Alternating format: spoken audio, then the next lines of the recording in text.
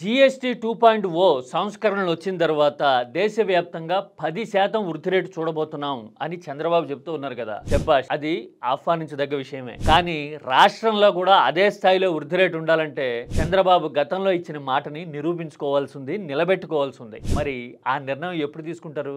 కేంద్రంలో మన మిత్రపక్షం BJP GST రేట్లు తగ్గిస్తే రాష్ట్రంలో జనమంతా ఎదురు చూస్తున్న పెట్రోల్ రేట్లని చంద్రబాబు ఎప్పుడు తగ్గిస్తారు? ఎన్నికల ముందు బడా హామీలు ఇచ్చారు, భారీ ప్రచారాలు చేశారు కదా. అధికారంలోకి వచ్చిన తర్వాత పెట్రోల్ రేట్లు తగ్గిస్తాము అని వచ్చి 15 నెలలు అవుతోంది. ఓ పక్కన కేంద్రం జీఎస్టీ తగ్గించింది, మరి మనకి మాత్రం ఈ పెట్రోల్ రేట్ల బాధ ఎప్పుడు తప్పుతుంది? మనలో చాలా మందికి తెలుసో లేదో, దేశంలోనే అత్యధిక పెట్రోల్ రేట్ ఉన్న రాష్ట్రంగా ఏపీది ఒక వరస్ట్ రికార్డ్. మన రాష్ట్రంలో ఉన్నంత పెట్రోల్ ధర ఇంకా ఎక్కడా లేదు. ఆ డీటెయిల్స్ తెలిస్తే గనక అవును, ఖచ్చితంగా మోడీ జీఎస్టీ తగ్గించినట్టు చంద్రబాబు కూడా పెట్రోల్ రేట్లు తగ్గించాలి అని ప్రతి సామాన్యుడు ఖచ్చితంగా అడిగి తీరుతాడు.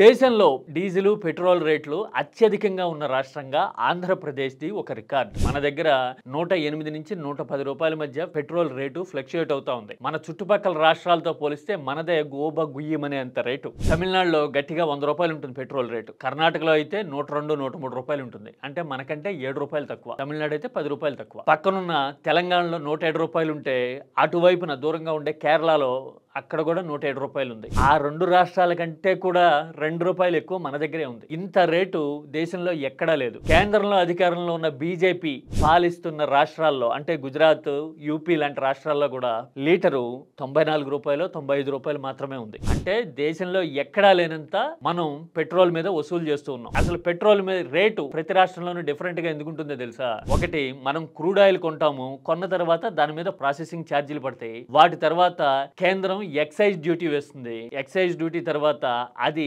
ట్రాన్స్పోర్ట్ అయ్యి పెట్రోల్ బంకుల దగ్గరికి వస్తుంది. ఇక్కడ సేల్స్ ట్యాక్స్, వ్యాట్ పడుతుంది రాష్ట్రం వైపు నుంచి.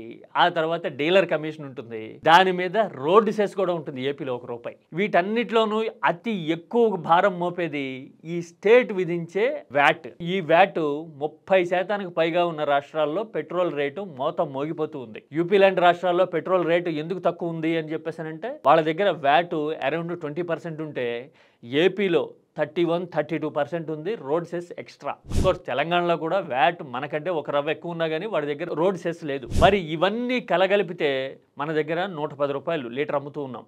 అంటే అందులో దాదాపు 40 రూపాయలు రాష్ట్రం విధిస్తున్న పన్ను. గతంలో 2024 ముందు చంద్రబాబు ఏం మాట్లాడారో ఒకసారి చూద్దాం. In Andhra it is very high. We demand the government to reduce petrol and diesel prices. చూసారుగా, నీ జాగిరా అని జగన్ అడిగారు అప్పట్లో. ఎన్నికల్లో కూడా టీడీపీ పెట్రోల్ రేట్లు తగ్గిస్తాం అని విస్తృతంగా ప్రచారం చేయటం ఇప్పటికీ చాలా మందికి గుర్తు. తెలుగుదేశం పార్టీ అధికారంలోకి వచ్చిన వెంటనే పెట్రోల్, డీజిల్ ధరలు తగ్గిస్తాం. చూసారుగా, ఇలాంటి మాటలన్నిటి మీద ఎన్నికలు అయిన తర్వాత అధికారంలోకి వచ్చిన తర్వాత మాత్రం నోరు మెదపట్ల ముఖ్యమంత్రి గాని, టీడీపీ గాని. ఇప్పుడు పెట్రోల్ రేట్లు తగ్గించాలి అని డిమాండ్ రావడానికి, ప్రజల వైపు నుంచి ఎదురు చూపులు ఉండడానికి అసలు కారణం ఏంటంటే డీజిల్, పెట్రోల్ కొట్టించుకోవడానికి సంబంధించిన విషయం మాత్రమే కాదు, ప్రతి నిత్యావసర వస్తువుల ధరల మీద కూడా పెట్రోల్ ఎఫెక్ట్ ఉంటుంది. ఎందుకంటే అన్ని ట్రాన్స్పోర్ట్ లారీల్లోనే రావాలి కదా. ఒకవేళ చంద్రబాబు గతంలో డిమాండ్ చేసినట్టుగా 16 రూపాయలు తగ్గించేయాలి పెట్రోల్ మీద అని అడిగారు కదా అప్పట్లో 2021-22లో. ఆ మందం ఇప్పుడు తగ్గించినా కూడా 94-95 రూపాయలకి పెట్రోల్ అందుబాటులోకి వస్తుంది జనానికి.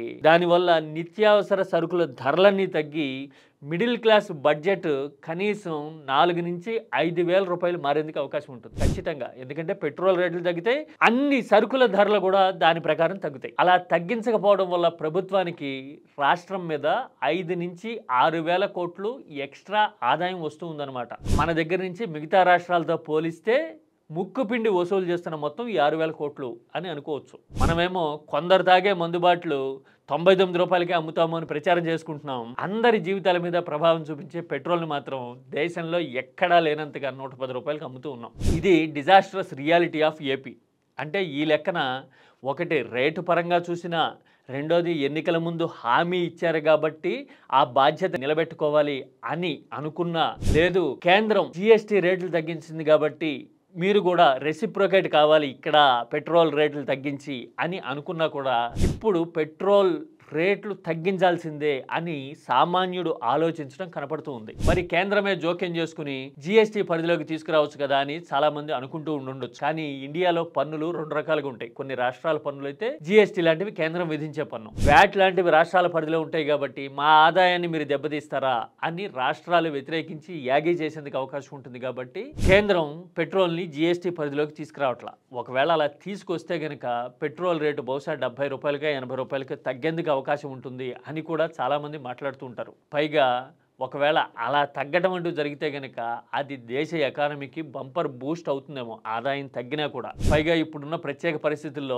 రష్యా నుంచి క్రూడ్ ఆయిల్ కొంటూ ఇండియా గత 3 ఏళ్లలో $17 బిలియన్ వరకు సేవ్ చేసింది అని అంటూ ఉన్నారు. అంటే ఈ లెక్కలన్నీ చూస్తే సగటు మనిషికి ఒక్కటే అనిపిస్తుంది. అంటే తక్కువ రేటుకి రష్యా నుంచి కొంటున్న జీఎస్టీ స్లాబులు తగ్గించినా ఏం చేసినా కూడా మనకి మాత్రం పెట్రోల్ రేటు తగ్గట్లా, కేంద్రం చేతులు దులుపుకుంటే రాష్ట్రాలు ముక్కుపిండి వసూలు చేస్తున్నాయన్నమాట అని మనకు అర్థమవుతుంది. ఇది పెట్రోల్ reality.